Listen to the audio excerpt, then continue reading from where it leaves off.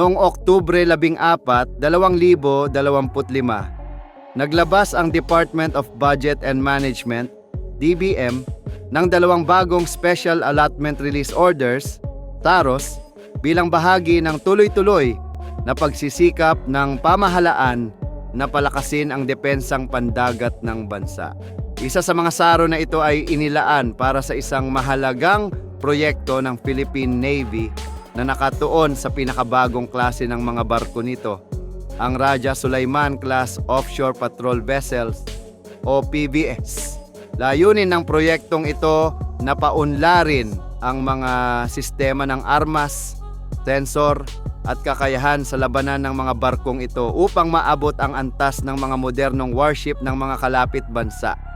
Kapag ganap na naisakatuparan, ang mga upgrade na ito ay maaaring magtransforma sa Raja Sulaiman Class bilang ilan sa mga pinakamakapangyarihang patrol vessel sa Timog Silangang Asya na kayang kumilos sa himpapawid, ibabaw at ilalim ng dagat.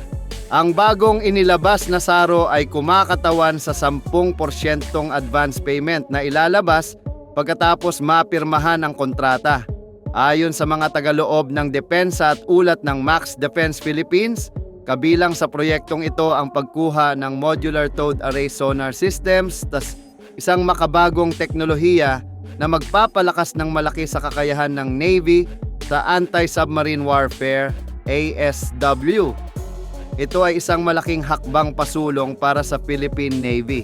Sa unang pagkakataon, ang kanilang mga OPV ay magkakaroon ng kakayahang makadetect at makasubaybay ng mga submarino sa mahabang distansya.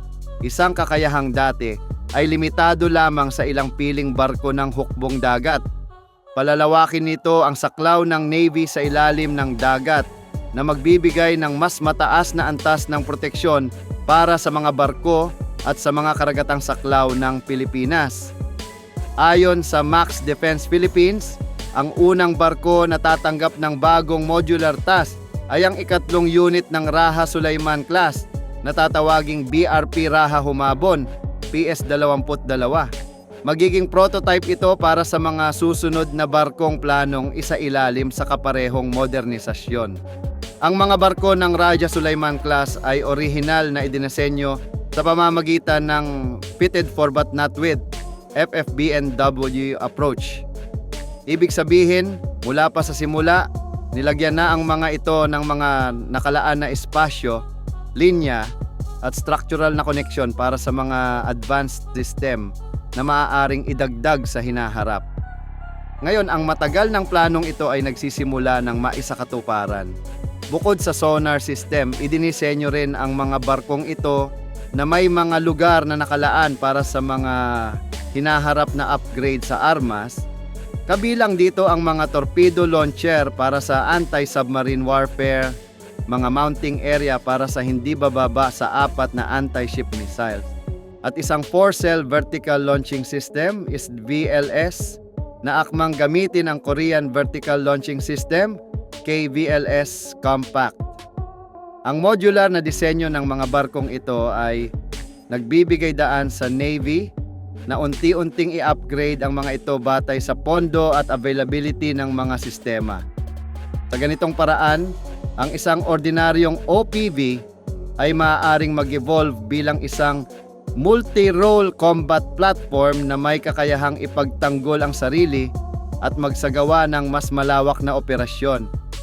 Isa sa pinakakapanapanabik na bahagi ng programang ito ay ang posibleng integrasyon ng KVLS Compact, isang mas maliit na bersyon ng napatunayang vertical launching system ng South Korea na ipapareha sa KSAM Haegong missiles. Ang KSAM, Korean Surface-to-Air Missile, ay isang short-range air defense system na dinisenyo upang protektahan ang mga barko laban sa mga banta tulad ng anti-ship missiles, drone at mababang lipad na eroplano. Gumagamit ito ng active radar guidance at may kakayahang sabay-sabay na umatake sa maraming target. Isang malaking pag-angat mula sa mga kasalukuyang close-in weapon systems, CIWS, na ginagamit ng karamihan sa mga barko ng Philippine Navy. Sa oras na may install, bawat 4 na cell ng KVLS ay maaaring maglaman ng 16 na KSAM missiles dahil ito ay quad-packed per cell. Dahil dito, kahit isang Raha Sulaiman class OP-va lamang ay maaari nang magkaroon ng malakas na kakayahan sa air defense at point defense. Ang modernisasyong ito ay naaayon sa layunin ng Philippine Navy na bumuo ng credible deterrence at self-reliant defense capability sa ilalim ng revised AFP Modernization Program.